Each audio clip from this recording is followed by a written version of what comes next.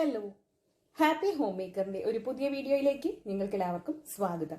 ഇന്ന് നമ്മൾ വളരെ ക്രിസ്പി ആൻഡ് ക്രഞ്ചി ആയിട്ടുള്ള ഒരു ഗോബി ഫ്രൈ അതല്ലെങ്കിൽ ഒരു കോളിഫ്ലവർ ഫ്രൈഡ് റെസിപ്പിയുമായിട്ടാണ് വന്നിരിക്കുന്നത്. ഇത് നമുക്കൊരു സ്റ്റാർട്ടറായിട്ടോ അതല്ലെങ്കിൽ ഈവനിങ് ടൈം ഒരു ടീ സ്നാക്കായിട്ടോ ഒക്കെ ഉപയോഗിക്കാവുന്നതാണ്. നല്ലൊരു സോസിന്റെ കൂടെയോ അതല്ലെങ്കിൽ ഒരു ചമ്മന്തി, നല്ല തക്കാളി ചട്നിയോ ഉള്ളി ചമ്മന്തിയുടെ ഒക്കെ കൂടെ അടിപൊളി കോമ്പിനേഷനാണ്.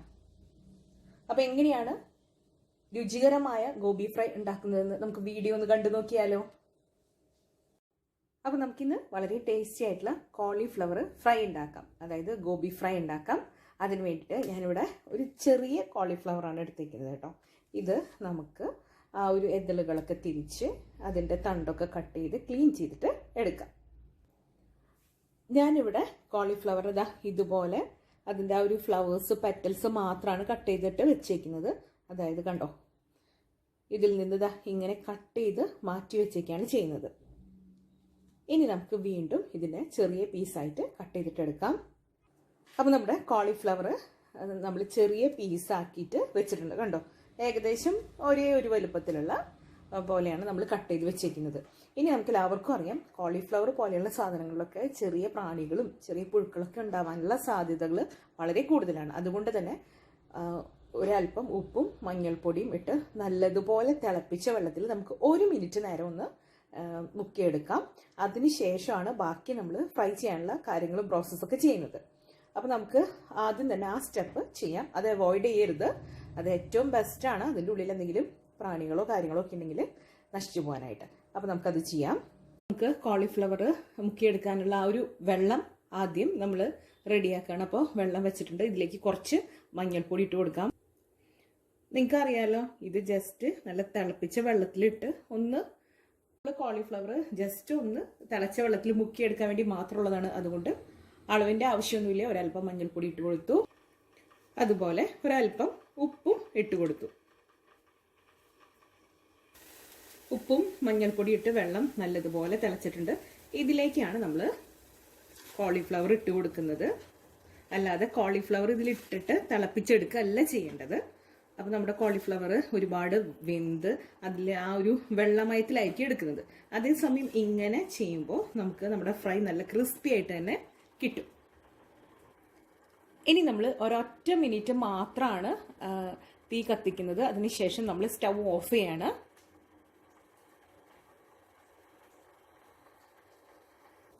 അപ്പോൾ ഒറ്റ മിനിറ്റ് നമ്മളൊന്ന് കുക്ക് ചെയ്തെടുത്തു. ഇനി നമുക്കിത് നല്ലതുപോലെ ഒന്ന് ഡ്രെയിൻ ചെയ്തിട്ട് എടുക്കാം. ഇതിലെ വെള്ളമൊക്കെ കംപ്ലീറ്റ് കളഞ്ഞ് നമുക്ക് ഒരു അരിപ്പയിൽ ഊറ്റി വയ്ക്കാം. അപ്പം നമ്മൾ കോളിഫ്ലവർ ക്ലീൻ ചെയ്തിട്ട് മാറ്റി വെച്ചിട്ടുണ്ട് ഡ്രെയിൻ ചെയ്യാനായിട്ട്. അതായത് വെള്ളമൊക്കെ നല്ലതുപോലെ വാർന്നു പോകാനായിട്ട് വെച്ചിട്ടുണ്ട്. ഇനി ഇതൊന്ന് ചൂടാറണം. മാത്രമല്ല ആ ഒരു സമയത്ത് നമുക്കിതിൻ്റെ ബാറ്ററും കൂടെ തയ്യാറാക്കണ്ടേ. അപ്പോൾ അതിവിടെ ഇരിക്കട്ടെ. ഞാൻ നേരത്തെ പറഞ്ഞതുപോലെ ഒരു ചെറിയ ക്വാണ്ടിറ്റിയാണ് നമ്മളിവിടെ ചെയ്യുന്നത്. അതുകൊണ്ട് തന്നെ കുറച്ച് ബാറ്റർ തയ്യാറാക്കിയാൽ മതി. ഒരു 1/2 കപ്പ് നിറച്ചളവിൽ മൈദ എടുത്തിട്ടുണ്ട്. ഇനി ഇതിലേക്ക് ഒരു വലിയ ടീസ്പൂൺ അളവിൽ കോൺഫ്ലവർ ചേർത്ത് കൊടുക്കുന്നുണ്ട്. നിങ്ങൾക്ക് ഈ ഒരു ടീസ്പൂൺ എന്നതിന് പകരമായിട്ട് ഒരു 2-3 ടീസ്പൂൺ വരെ കോൺഫ്ലവർ ചേർത്ത് കൊടുക്കാം. അതായത് മൈദയും കോൺഫ്ലവറും മാത്രമാണ് നിങ്ങൾ ഉപയോഗിക്കുന്നതെങ്കിൽ. ഞാനിതിലേക്ക് ഒരു ഇൻഗ്രീഡിയൻറ്റും കൂടെ ചേർത്ത് കൊടുക്കുന്നുണ്ട്. ഞാനിതിലേക്ക് ഒരു 3 ടീസ്പൂണോളം ബ്രെഡ് ക്രംസ് നല്ലതുപോലെ ചൂടാക്കിയത് ചേർത്ത് കൊടുക്കുന്നുണ്ട്. നമ്മുടെ ഗോബി ഫ്രൈ നല്ല ക്രിസ്പി ആയിട്ട് കിട്ടാൻ വേണ്ടിയിട്ടാണ് ഇങ്ങനെ ചെയ്യുന്നത്. ഇതല്ല, നിങ്ങൾക്ക് ഈ ബ്രെഡ് ക്രംസ് ഇതിൽ ചേർക്കുന്നതിന് പകരമായിട്ട് ആദ്യം കോൺഫ്ലവറും മൈദയും നല്ലതുപോലെ മിക്സ് ചെയ്ത ബാറ്ററിൽ നല്ലതുപോലെ ഡിപ്പ് ചെയ്ത് ഈ ഒരു ബ്രെഡ് ക്രംസിൽ മുക്കിയെടുത്ത് പൊരിച്ചാലും മതി.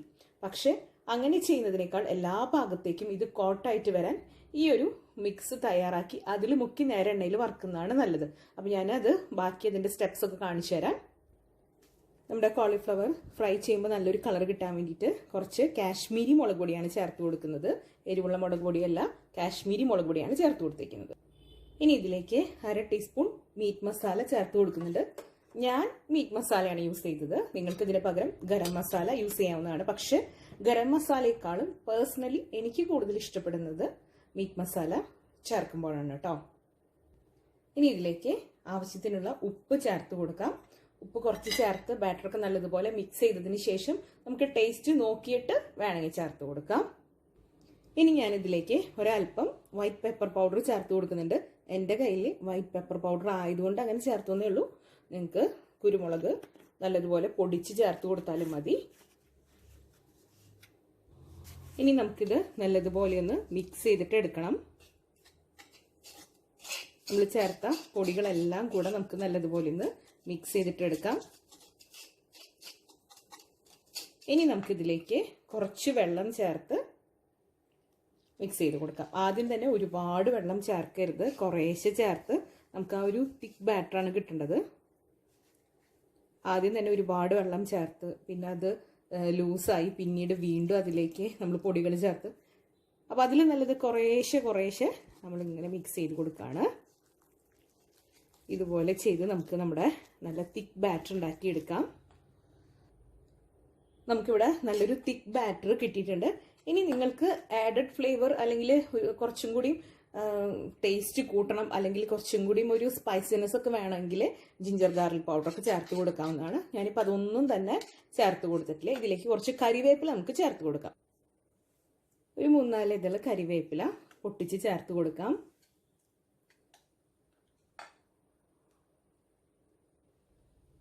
ഇനി നമുക്ക് നമ്മുടെ ഈ ഒരു ബാറ്റർ ഒരു 10 മിനിറ്റ് നേരം ഒന്ന് റെസ്റ്റ് ചെയ്യാനായിട്ട് വെക്കാം. അതിനുശേഷം നമുക്ക് കോളിഫ്ലവർ ആഡ് ചെയ്ത് നമുക്ക് വറുത്തെടുക്കാം.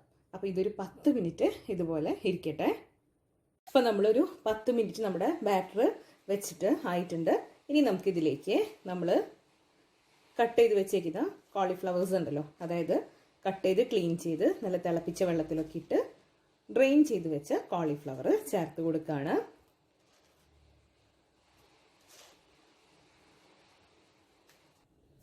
നമുക്കിത് നല്ലതുപോലെ ഒന്ന് മിക്സ് ചെയ്തിട്ട് കൊടുക്കാം.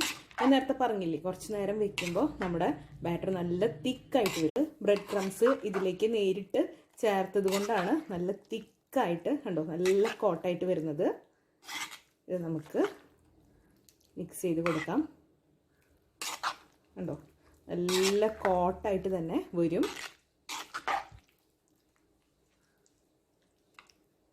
ഇനി നമുക്കിത് ഓയിലിൽ പൊരിച്ചെടുക്കാം.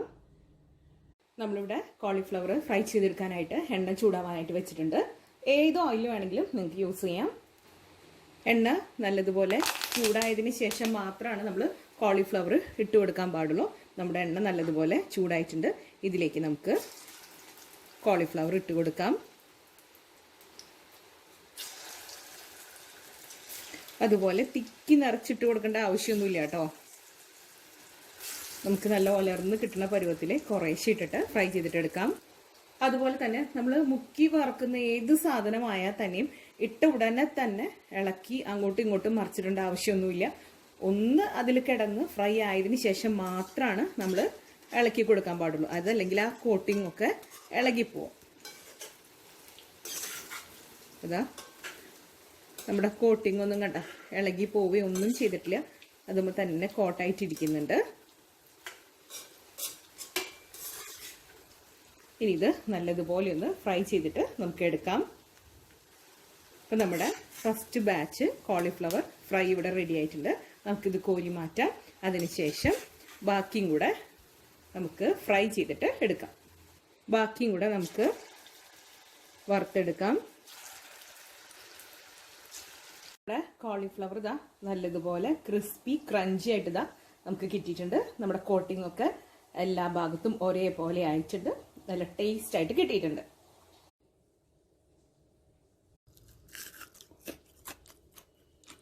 നിങ്ങളൊന്ന് ഉണ്ടാക്കിയിട്ട് കഴിച്ചു നോക്കൂട്ടോ. അപ്പോഴാണ് ഇത് എത്രമാത്രം ക്രിസ്പി ആൻഡ് ക്രഞ്ചി ആണെന്ന് നിങ്ങൾക്ക് മനസ്സിലാവുള്ളൂ. അങ്ങനെ നമ്മുടെ അടിപൊളിയായിട്ടുള്ള ക്രിസ്പി ആൻഡ് ക്രഞ്ചി ആയിട്ടുള്ള ഗോബി ഫ്രൈ അതല്ലെങ്കിൽ കോളിഫ്ലവർ ഫ്രൈ ചെയ്തത് ഇവിടെ റെഡി ആയിട്ടുണ്ട്. ഇന്നത്തെ ഈ റെസിപ്പി നിങ്ങൾക്ക് എല്ലാവർക്കും ഇഷ്ടപ്പെട്ടു എന്ന് ഞാൻ കരുതുന്നു. ഇഷ്ടപ്പെട്ടെങ്കിൽ ലൈക്ക് ചെയ്യാനും ഷെയർ ചെയ്യാനും സബ്സ്ക്രൈബ് ചെയ്യാനും മറന്നു പോകരുത്. അടുത്തൊരു അടിപൊളി റെസിപ്പിയുമായി വീണ്ടും കാണാം. അതുവരേക്കും താങ്ക് യു.